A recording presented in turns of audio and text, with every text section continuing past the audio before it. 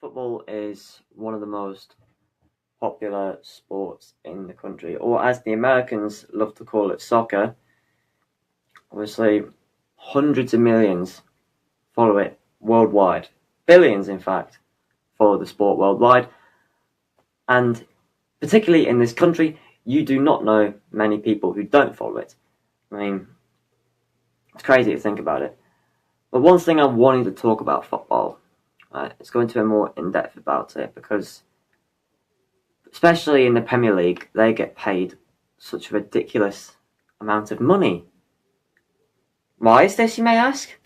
Well, it's simply to do with advertising and live TV broadcasting, because obviously you see most English Premier League matches being broadcasted on TV. In Scotland, up in there, you see, you don't get as many TV broadcasted games. That's the reason that in Scotland you don't get paid as much as you do when you're down in England. I know, that's the power of broadcasting and advertising. That's the power of technology. Technology can make you so much money because of how many people watch something. And obviously, people don't watch as much Scottish football as they do as English football.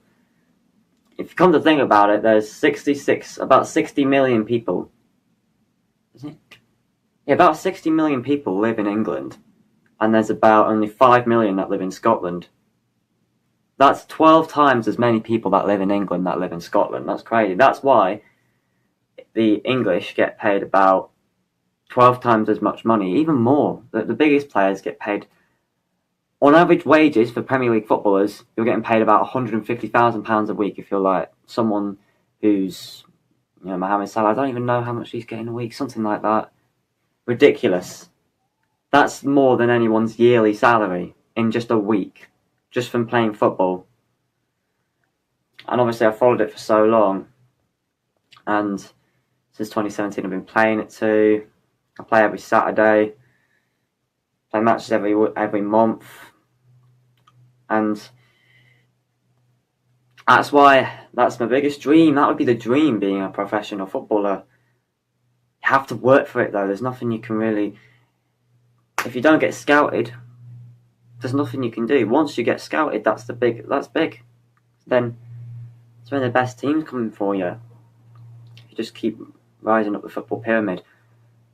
Just got to play well every single season. That's what you're going to do. Every single game, every single second, really. And that's what football is all about. It's all about developing confidence, willpower, strength, and even stamina. Just helps you a lot in life, because I would say football in this country is the biggest inspiration of fitness, especially for youngsters, because so many of them play it. It's much better than here playing video games, watching adult content, or whatever else you do. Football is basically one of the most fun ways of fitness as well. Think about it. Dumbbell workouts are not as fun as playing football. Plus, playing football you could play for a lot longer. Dumbbell workouts, you do too much of, you'll seriously damage your muscles if you're not as used to it. And one thing is, people tend to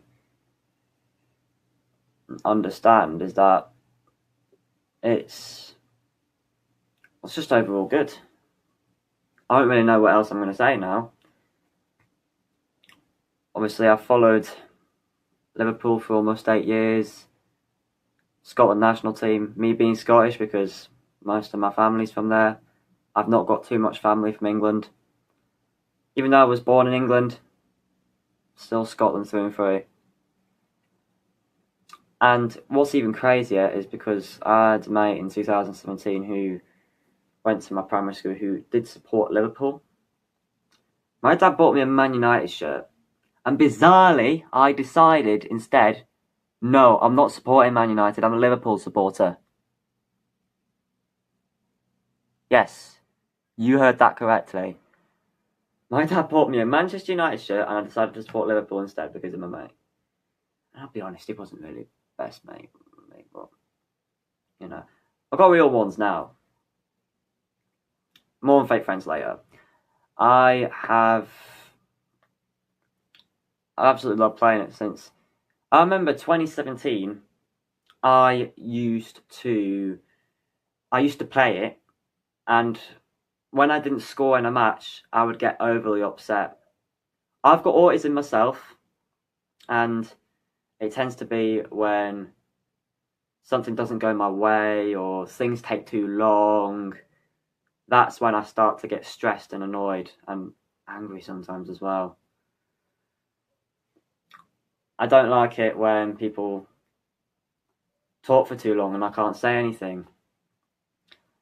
Anyways, I'm not going to go on about narcissists now. People talk for too long. I'm going to go on more about my story with football as well. When I was playing, I could get overly upset. I joined a team in 2018. I joined a mainstream team for like a week. But then my dad decided that it wasn't the best option for me because I was always wanting the ball. Football is a team game. It's not, oh, you get the ball, go score past every player, get past every player and go score. No. And thus, you're likely to lose the ball and you're going to be massively out of position. And then look at all the space you've exposed. Since I play as a right winger, if I was to go and just try and score and go into the box and I'd lose the ball right in the centre of goal, then someone who plays left back or left wing for the other team just have a bunch of space, play the ball into them, they have space to run into, and I've got to sprint back to my position. And it only takes like a 1-2 to get the right back out of position as well. I know. Mind blowing. I've started really learning the more tactical parts of football this particular season, playing my first season in the Soccerability leagues, because obviously I've got autism. It's best for me at the minute. I might go mainstream next year. Who knows? I might consider trying to join Southend United's College Foundation. You never know. I could make it. I'm gonna just give it a shot and see where I end up, because it's my best hope, really. And with what I'm thinking of, lots of rewards come. Money, women, etc. My attitude really started to improve when I left primary school. And when I came back in 2021, I would pass the ball a lot more. Number 2, not want it as much. Number 3, I would see it more as a team game. And then a couple of seasons later, I'm just thriving as a team player. Now, this particular season, I'm team captain of the team I'm playing for as well. And that's a good thing. That's making me think, yes, there's not many players in football who have team captains in that, who have leadership roles. And me being put as a leader for my team makes me think, anyone who's looking for a leader, especially teams around my area like Southend, Colchester, Chelsea, Liverpool. No, not Liverpool. Liverpool's well up north. I'm just too obsessed with Liverpool, man. Chelsea, Arsenal, Spurs, Leyton Orient, all those teams. If they need a good leader and they haven't got one, who knows? I could be that leader for them one day. You never know. What I want to see is, I want to see more team football, because there are players who don't pass the ball, and I've got 1 or 2 players in my team who don't really do that. But yeah, football, going on to this season, more of the tactical stuff. You could just go press for the ball. You got high press. You also got dropping back. Dropping back really isn't a good idea. It's good for if you've got pace, because if you've got strikers who are really quick, you can just long ball over them, and then that's it, they're away. Especially if you've got someone like Kylian Mbappe in your team. It's best to drop back if you've got that. It's best to press forward if you've got a team that's really attack-minded, like Liverpool, Man City.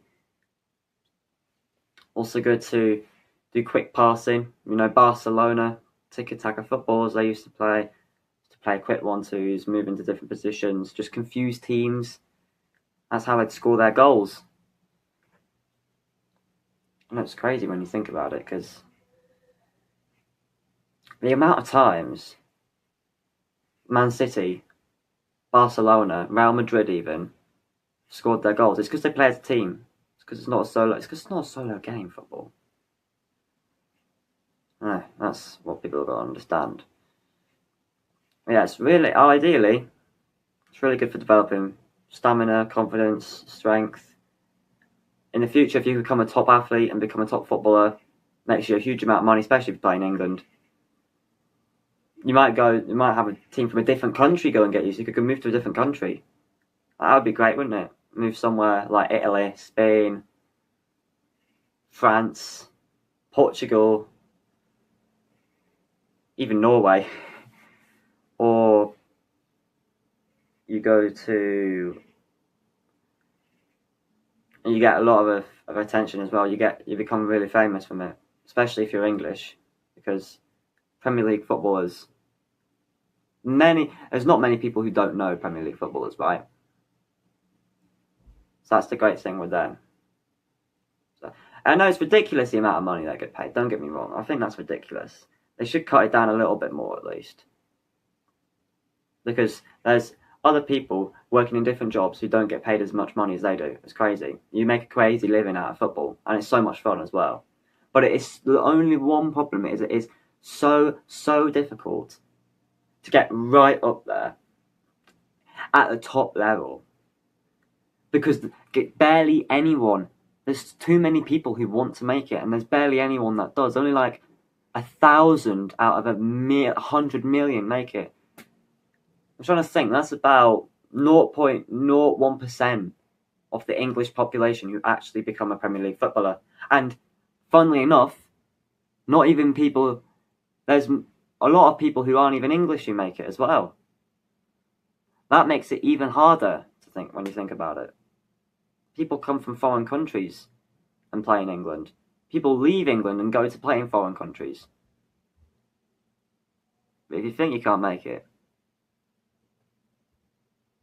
think the other way, because you've got every chance. Just train hard, work hard, commit yourself, and you never know.